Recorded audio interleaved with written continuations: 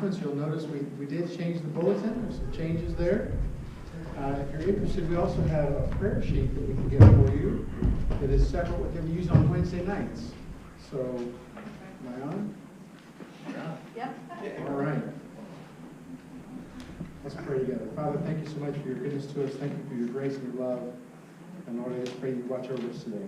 Help us as we look into your word. That you be glorified in Christ's name. Amen.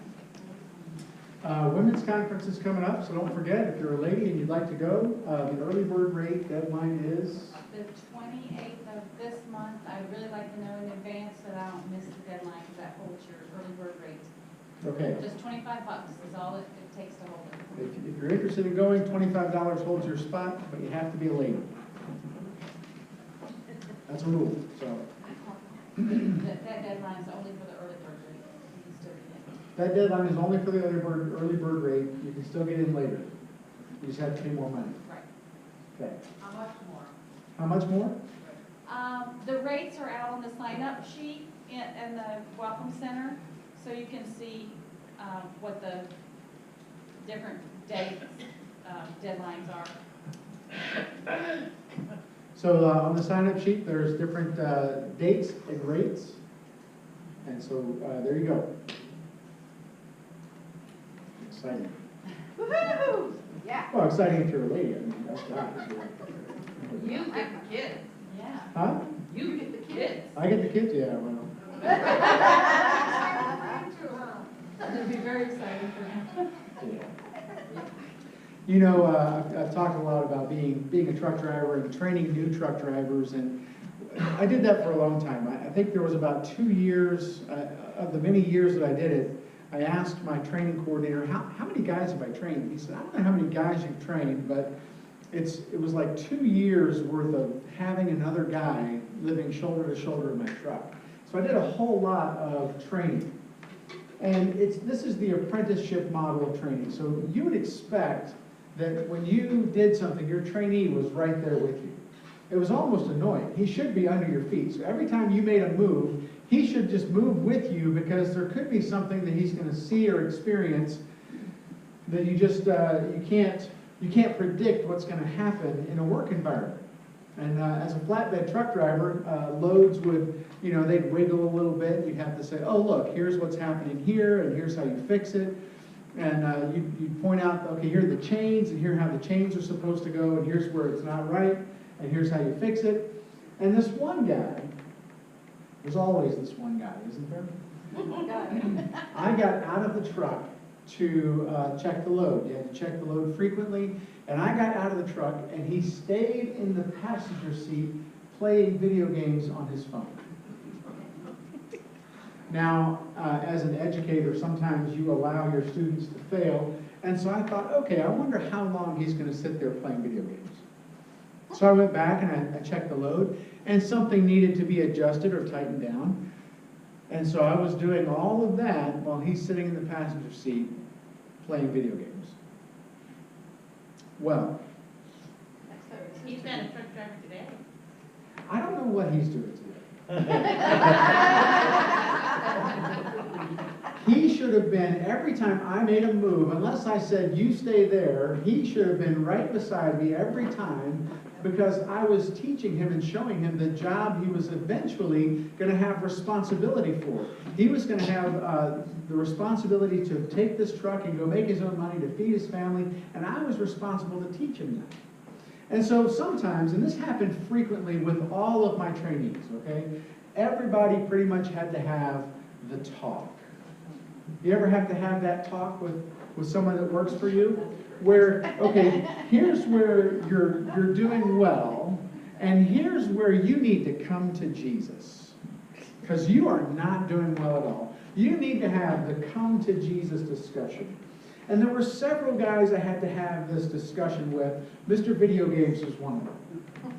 And so the come to Jesus talk usually happened about Thursday before I called into the company and said, okay, here's how he's doing.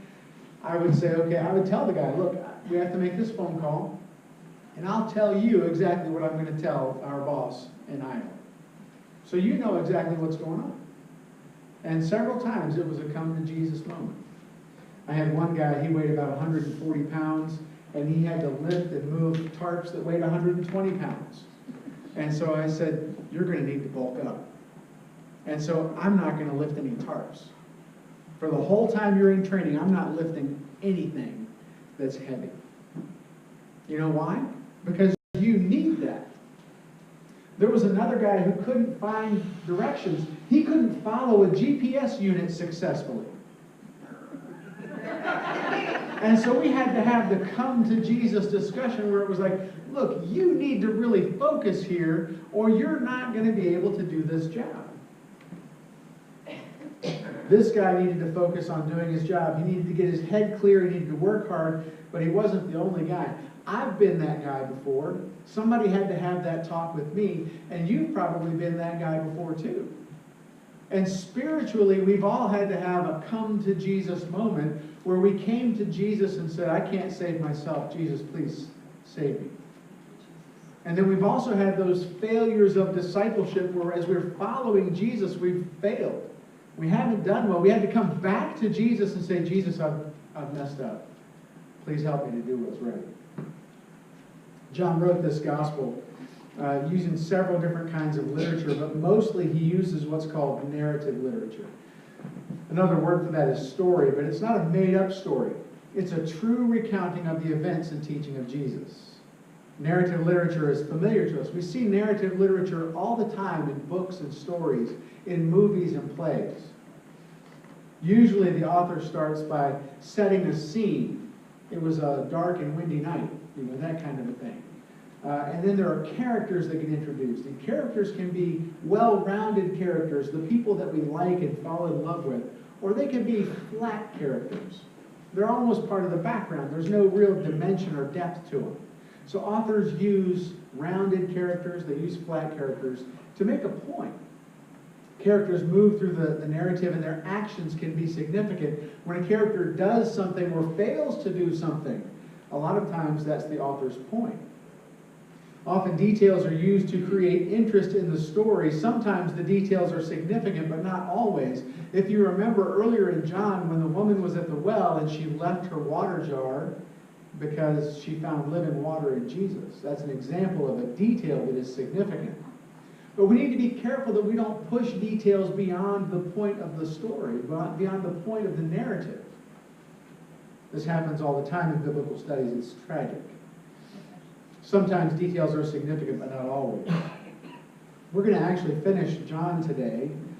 This is our 26th John sermon, and today will be when we finish. As I looked at John 21, I realized that there's enough here to just cover today. As we look back at chapter 20, John 20 records 3 different responses to the resurrection.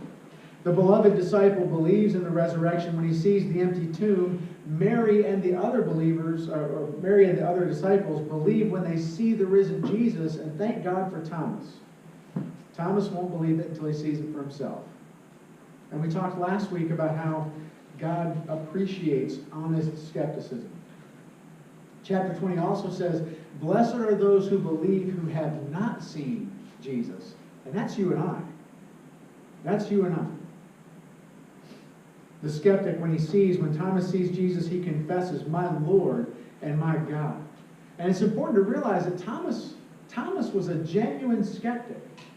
He knew Jesus, he walked with Jesus, he knew the other disciples, they had talked about the significance of everything that had gone on. And Thomas was the one who confesses, my Lord and my God. John writes, at a time of turmoil for the early church, some people have converted to Christianity only to face persecution and fail as followers of Jesus. John 21 answers that problem by pointing to Peter and Peter's restoration.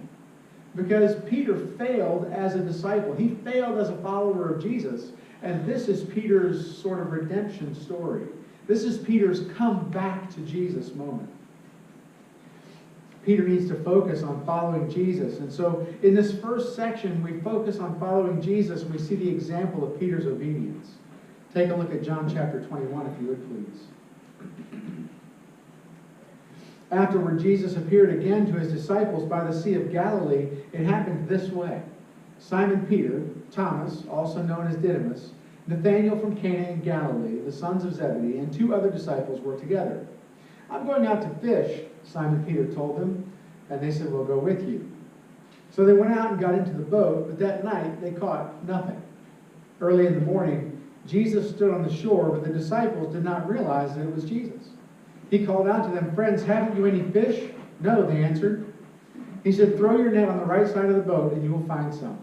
When they did, they were unable to haul the net in because of the large number of fish. Then the disciple whom Jesus loved said to Peter, "It is the Lord." As soon as Simon Peter heard him say, "It is the Lord," he wrapped his outer garment around him, for he had taken it off, and jumped into the water.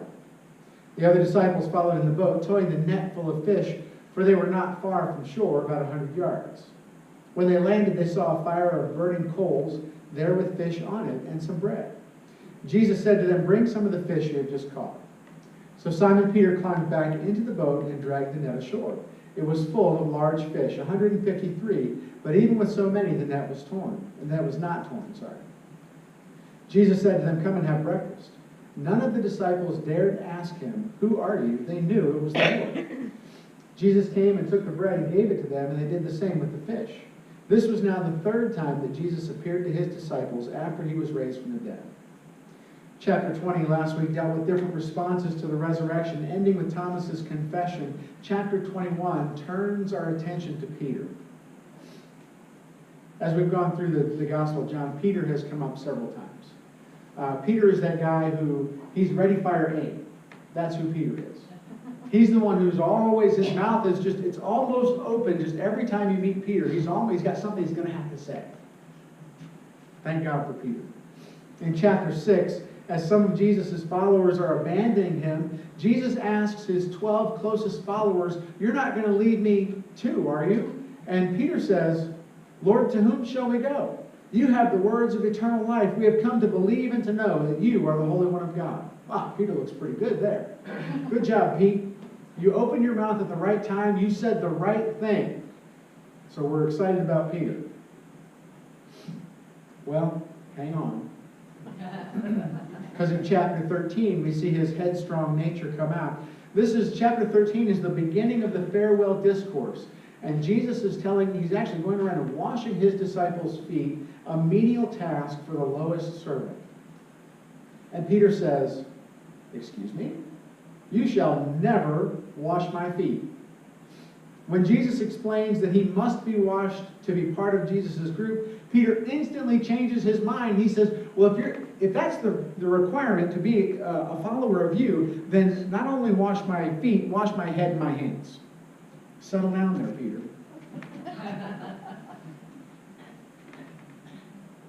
Chapter 13 at the end, Peter says, "I will lay down my life for you." He's that guy.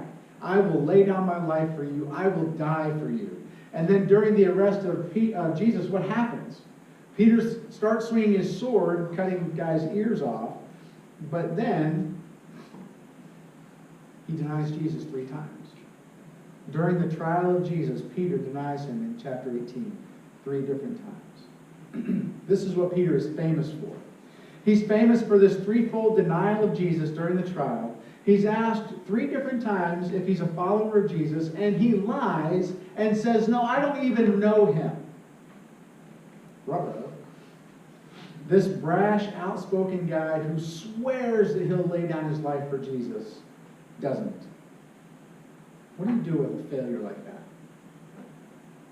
What do you do with a guy like Peter who he's so messed up publicly? This is Jesus we're talking about. And he doesn't do what he said he was going to do. As John presents this closing scene of the gospel, Peter and 6 other disciples head out to go fishing. Now, some commentators view this as a departure from ministry, but others would say, look, they need income. What do you do when you need income and you're a fisherman? You go catch fish. And so it could be viewed as a departure from ministry, but it can also just be that they are supporting themselves as they minister. By borrowing or renting a boat, they could work together to provide for themselves. Well, fishermen worked during the day, but they also worked at night. At night, you would often have 2 boats out in deep water, dragging a net to catch a whole bunch of fish. night fishing was more profitable. Daytime fishing was usually in shallower water using a net that you would throw about 15 feet across. Peter knows how to fish, right? He's a fisherman. If you wanted to, now Jim's a fisherman. Jim's a rod and reel kind of fisherman, right? I think, Phil, you fish too, don't you? I don't fish. I fish like I play sports. Not at all. That's okay, we'll pray for you. As long as you don't take me fishing. All night long, Peter knows how to fish. He knows where the fish are. He knows all the fish calls. Here, fishy, fishy, fishy. And he's done this all night long and he's caught nothing. You would expect some of these other guys, if they went fishing and didn't know how to fish, you would expect them to catch nothing. Peter fishes all night long and he comes up with nothing. Jesus enters the scene, and from the shore he says, no fish, huh? You see, he anticipates the negative response. He knows they haven't caught anything. And he tells them, try the other side of the boat. Now, folks, this is a small boat. What's the difference between the left side and the right side from a fish perspective? There's no difference. If there's no fish on the left, there's no fish on the right either. That's why you're not a fisherman.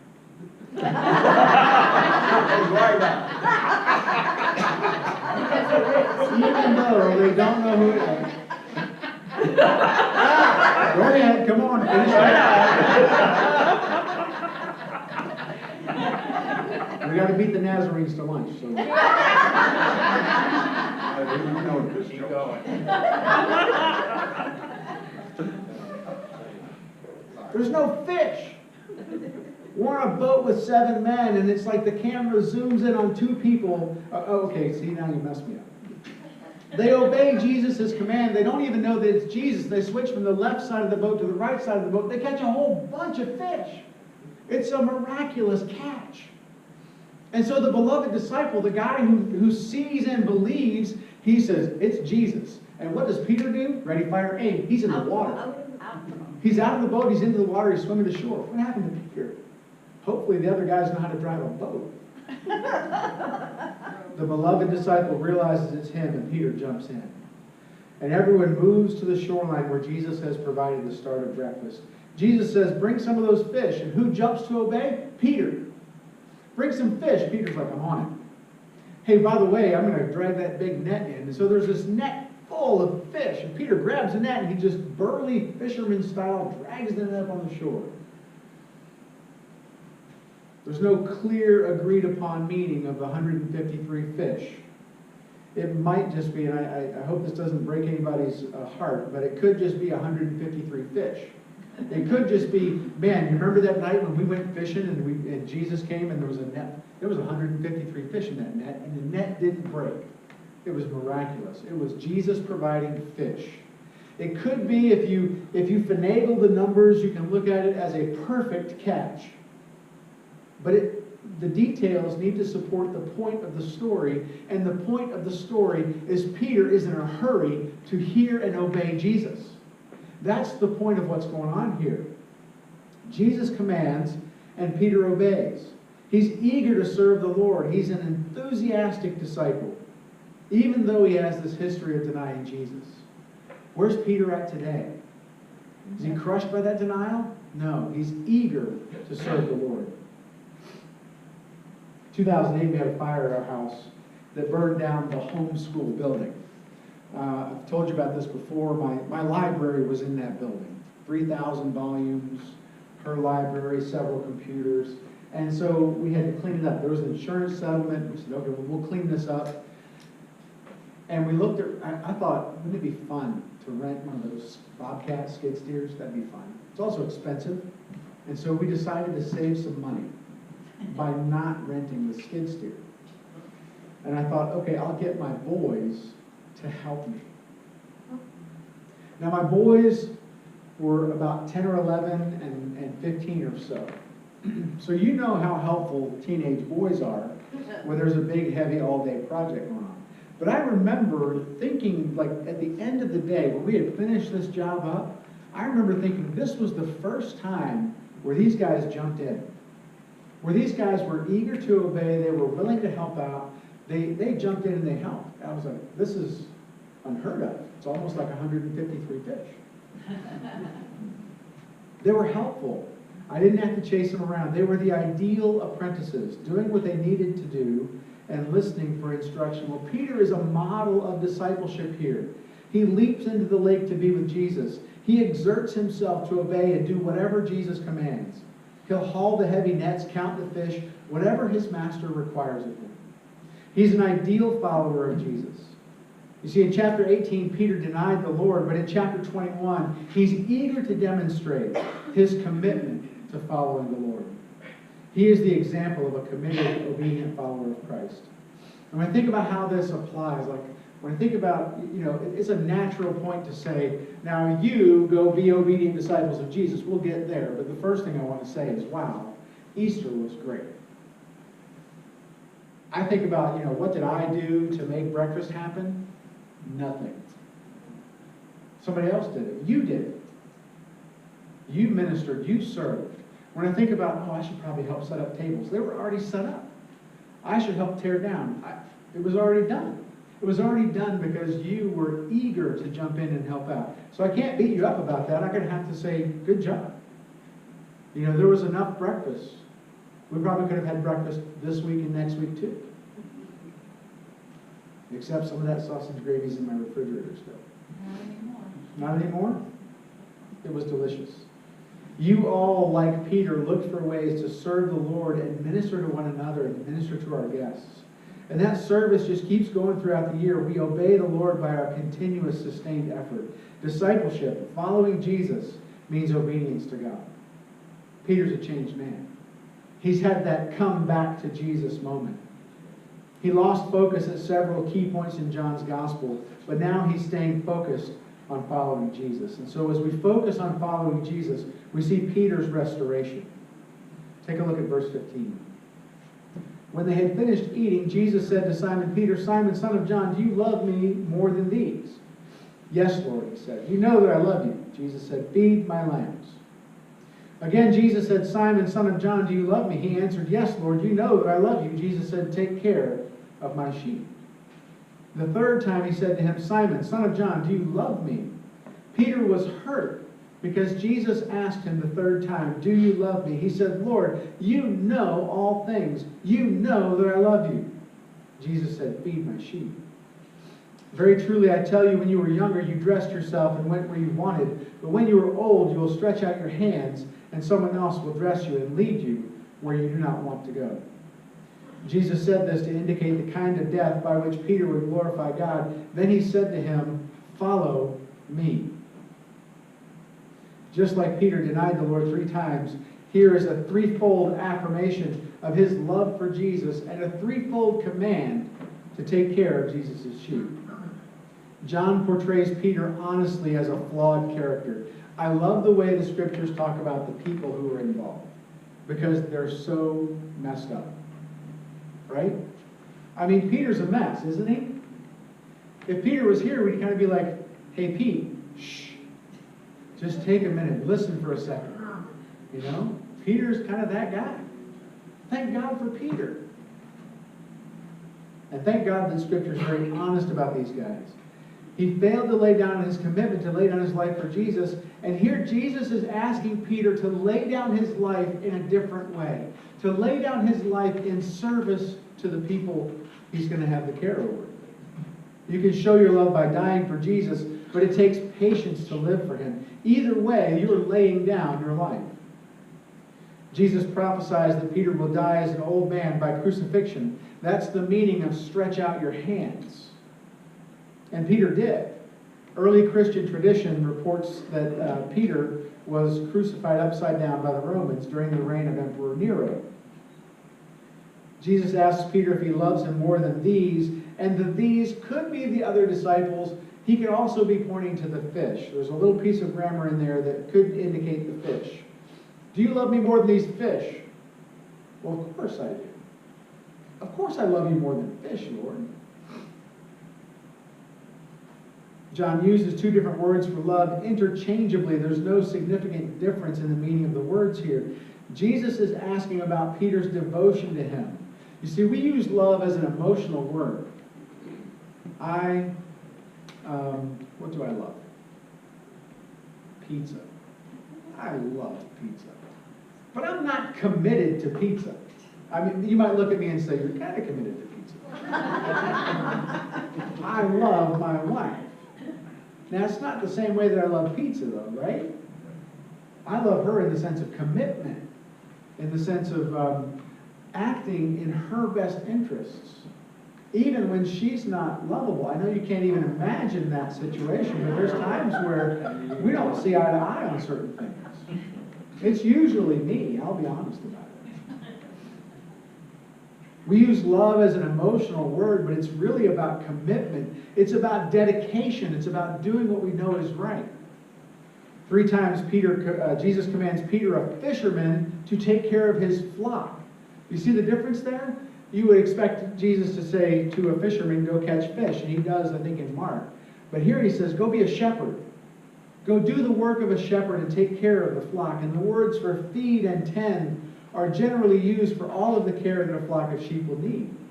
They need someone to heal them when they're sick, to guide them to new pasture, and to protect them. This looks back to Jesus' description of himself as the good shepherd in John 10. The good shepherd lays down his life to take care of the sheep. And so as Jesus is telling Peter, okay, Jesus is the good shepherd, Peter is the under shepherd, he says, you do the same kind of work that I do, take care of the sheep. So Peter is not just an enthusiastic follower of Jesus, he's a recovered disciple. He went from denial to service. After that threefold denial, Peter affirms his commitment 3 times and receives a threefold commission to take care of Jesus' followers. And that gives us hope. If you're a failure, that Jesus will still use you. The point of the passage has everything to do with the way love for Jesus is expressed in this gospel, obeying him. In this case, by caring for his flock the way that he does, which implies utter self-sacrifice and potentially death. I have a good friend who experienced serious moral failure in ministry. The kind of failure that ends up on the news. This is the kind of failure that really almost cost him everything. He went from being an employed pastor and employed as a seminary professor. He went from both of those jobs one day to being unemployed the next day because of this moral failure. He was charged with a felony, I think is the right way to say it. He was charged with a felony, and he was guilty. He pled down. And as I talk to him and engage with him about this story, you realize it's really very complicated.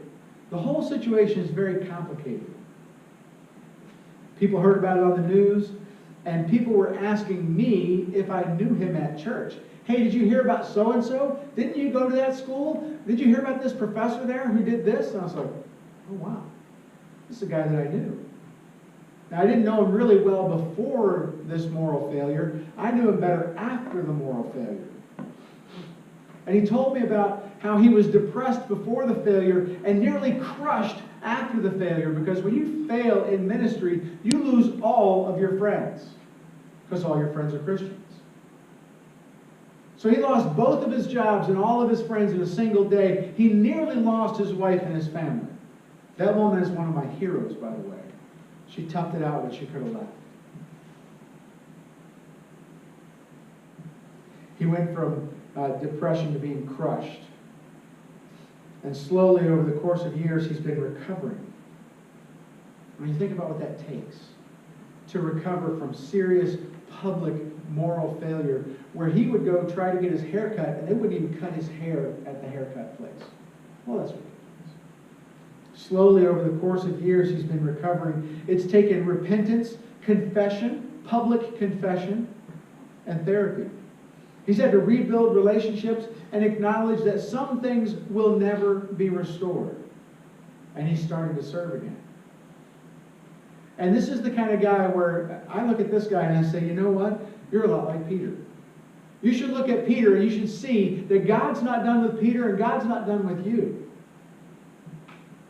And that usually all starts with a come back to Jesus moment where you realize that you've messed up big time. If there's hope for Peter, there's hope for my friend, there's hope for us all. Because Jesus doesn't brush aside Peter's failure, John 21 records the way he affirms Peter's change of heart and life. Jesus commissions Peter as a recovered disciple to serve the church sacrificially all the way up until the day that the Romans take his life in an upside-down crucifixion. The failure that John addresses in the ancient world is a weak faith that denied Jesus because of persecution. Peter lost focus on who Jesus is and he denied the Lord. And John gives hope for people who've had a similar failure. John gives hope for you and I if we've ever had a failure. My friend experienced moral and legal failure. There's hope for him. But there's a much more common and a much more subtle failure of faith in Jesus. It's when Christians isolate themselves and forget to stay focused on Christ. You know, I recently finished teaching a course at the Bible College here locally. And one of the things that we talked about, and one of the things that I've observed there, and I've been a part of it, so I'm not calling anybody out. It's a bubble. It's a little Christian bubble where inside this bubble, you're surrounded by Christians. You live in a building full of Christians. You go to eat with Christians. You hang out with Christians. You study the Bible with Christians. It's a bubble. Now, bubbles are great places to temporarily do something, but it's not the real world. And what about when churches make bubbles too? What about when all the people we hang out with are all Christians? What about when all the people we spend our time with at meals? When we fellowship. Now, I'm not saying that fellowship is bad. I love a good potluck, folks. I think monthly. Can I get an amen? Amen. Emily Moon, can I get an amen? It's good to fellowship with Christians. It's bad to be stuck in a bubble because bubbles aren't reality. And you see, if you think back to John 20:21, what did Jesus say to all of his disciples? I am sending you into the world just like the Father sent me. And so if we are followers of Jesus, and we are sent into the world. It's almost like you need to be wrapped up with bubble wrap to go out in the world, not just live in a nice, comfortable bubble. The baptistry isn't a hot tub. I hope it is. It? We haven't cracked it open yet. We need to crack that open. The point of Christianity is not to live in a bubble. You were bought with a price to be sent into the world around you. As John closes out the book, he turns to himself and he describes himself as an authoritative witness. John was there. He saw all of this unfold. But the theme remains the same. Stay focused and follow Jesus. Take a look at verse 20, if you would, please. Peter turned and saw the disciple whom Jesus loved was following them. This was the one who had leaned back against Jesus at the supper and had said, Lord, who is going to betray you? When Peter saw him, he asked, Lord, what about him? Jesus answered, if I want him to remain alive until I return, what is that to you? You must follow me. Because of this, the rumor spread among the believers that this disciple would not die. But Jesus did not say that he would not die. He only said, if I want him to remain alive until I return, what is that to you? This is the disciple who testifies to these things and who wrote them down. We know that his testimony is true. Jesus did many other things as well. If every one of them were written down, I suppose that even the whole world would not have room for the books that would be written. Peter is still himself. Peter still needs to stay focused and follow Jesus. When he sees the beloved disciple following them, he has to say something. But what about him? Well, what about him? My wife reminded me that we had a policy with our kids because it was constant. They were pretty close in age, from 26 to 20 right now, and there's the two 24s in the middle. So they're pretty close in age. And every time something came up, what about him? What about her? It's not fair. Oh, if I had a nickel for every time I was told it wasn't fair. What about him? Jesus' statement here, "if I will," was misunderstood to mean that the man, John, would live until Jesus returned. But John writes to correct the record. See, John's an old man. He knows he's not going to live forever. What about him? Peter, you follow me. See, that's the point of this whole thing. Peter has become restored. Peter has reaffirmed his discipleship, his love for Jesus. Now Jesus says, now just follow me. You do what you're supposed to do. Mind your own business. You ever get told that? You ever have to tell somebody that? Peter's business is to take care of the followers of Jesus, to take care of my sheep as the sheep are sent into the world. But what's your business? Our business is to go. We're about the business of talking to people about Jesus. Follow Jesus by staying focused. John ends the book by pointing out two things: that he's a reliable witness to the life and significance of Jesus, and he also points out that there's so much more that he could say. Don't you want to sit with John for a while in heaven and say, "Hey, John, tell me all the things that you didn't write down"? Yeah, because there's enough to fill up years and years and years. Each of us as a follower of Jesus has a to-do list. It's the things that we are uniquely enabled and qualified to do. I thank God for people like my wife. She is an extrovert. She's good at meeting people. Now, I've rubbed off on her a little bit. She's a little more introvert now. She meets people naturally. I don't know how she does it. My friend Sean DeKarski. Sean is an extrovert. Sean meets people like it's easy. So I hang out with him so I can help. He helps me meet people. So I don't have to get a ticket. Each of us has a to-do list. It's the thing that the Lord has uniquely enabled you to do. But we also have a to-don't list. The to-don't list is the things that are not your business. Now, when we think about it as Christians, what is on our to-do list? Tell people about Jesus. That's a big one. What's on our to-don't list? Throw stones at other Christians. Unless we can do it in Christian love, right? There's a to-do list, there's a to-don't list. And Peter's to-don't list is to lose focus by sticking his nose in John's business. Peter, you stay focused on following me and taking care of the sheep like I just told you to do.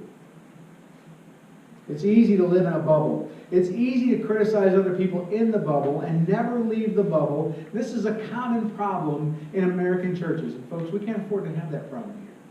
We can't afford to have a bubble where we just sit around and say, I don't know, that carpet's awful blue. Who picked that carpet? Oh, really? We can't sit around in the bubble. We need to get the bubble wrap on and go see people and say, hey, we've got blue carpet and we've got Jesus. And Jesus is amazing. As we demonstrate love to one another, we won't live in the bubble. I stole a slogan from a good friend of mine. I wrote it on the whiteboard in my office. It says, we exist for people we haven't yet met. And that is so true. We exist for people we haven't yet met. If we're living in a bubble, criticizing people in the bubble, it's time to have a come back to Jesus moment. He's going to put his arm around you. He's going to point to people outside Christianity, outside the church, because that's your business. Stay focused on that. Stay focused and follow Jesus. You see, Peter recovered from a massive failure of discipleship, and Jesus commissioned him as a leader of the church. And that gives us hope that the Lord is not done with us yet.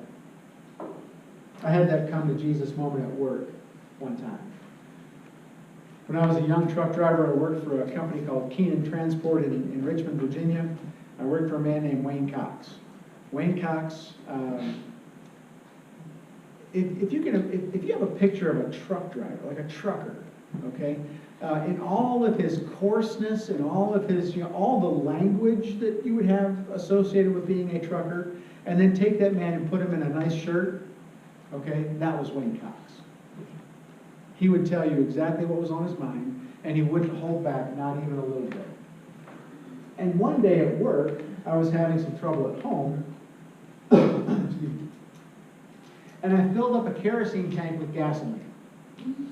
Now, folks, that's really bad, because if somebody took that product and put it in their kerosene heater at home, their house would burn down.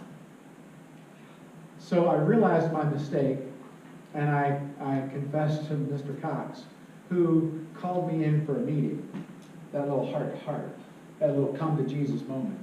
And without pulling any punches and using the language of the trucking industry, shall we say, he told me, you better get focused or you're going to get unemployed.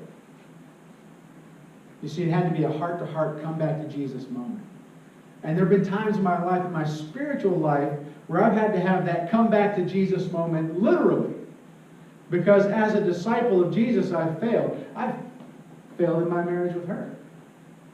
Not so much that she's had to shoot me for it, but so much that I've had to have that come back to Jesus moment. As a follower of Jesus, as a minister sometimes, there's that come back to Jesus moment that we all have to have, because God's not done with you yet. If He's not done with Peter, He's not done with you. Peter had a spiritual come back to Jesus moment after he denied the Lord. And the Lord's message to him was simple and clear. Follow me. Don't get distracted from your mission. You see, the early church was full of guys like Thomas. Remember Thomas, the skeptic who couldn't believe? The church was full of people like that. The church is full of people like that. And guys like Peter. Peter was a failure. He denied the Lord. But then he came back. And Jesus questioned him, challenged him, got his focus straight, and said, follow me. And it's the same thing for you. Because the modern church is full of failures. People who've had that come back to Jesus moment and decided to do whatever it takes to be His faithful followers. As the guys get ready for the offering and as the praise team comes back up.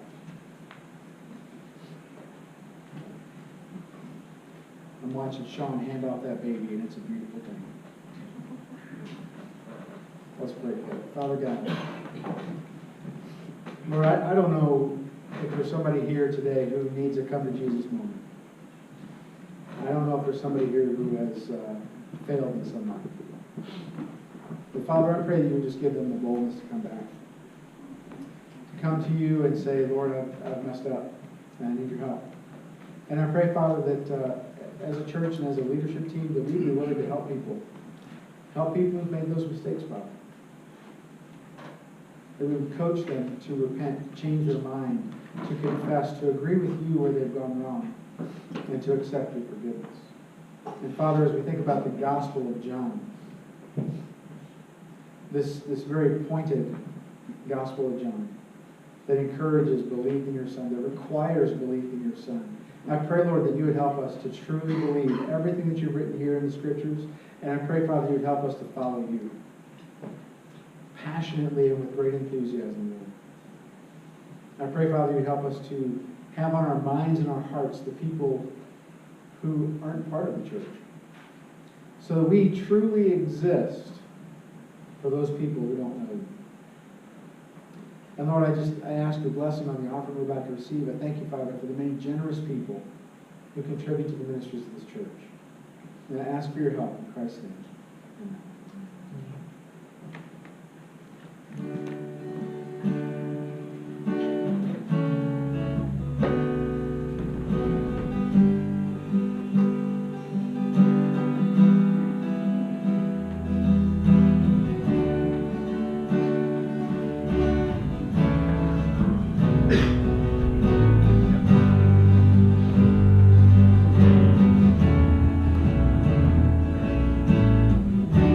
Fall down, we lay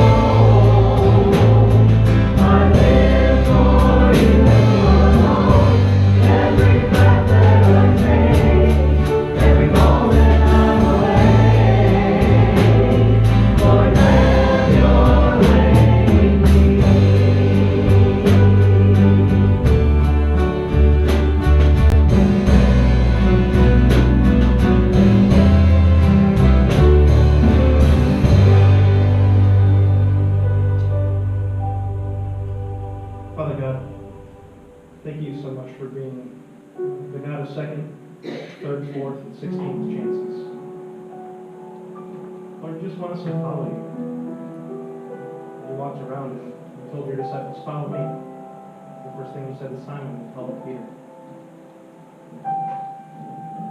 Thank you for his example of what it looks like to do things right and to do things totally wrong, and then to do them right again. Lord, I pray that through the walk that we have in this life, that we would always come back to you. We would hear your voice and to do what you ask. Lord, that's in your Son Jesus' name, I pray. Amen. You are dismissed. Lord, I give you my heart, I give you my soul.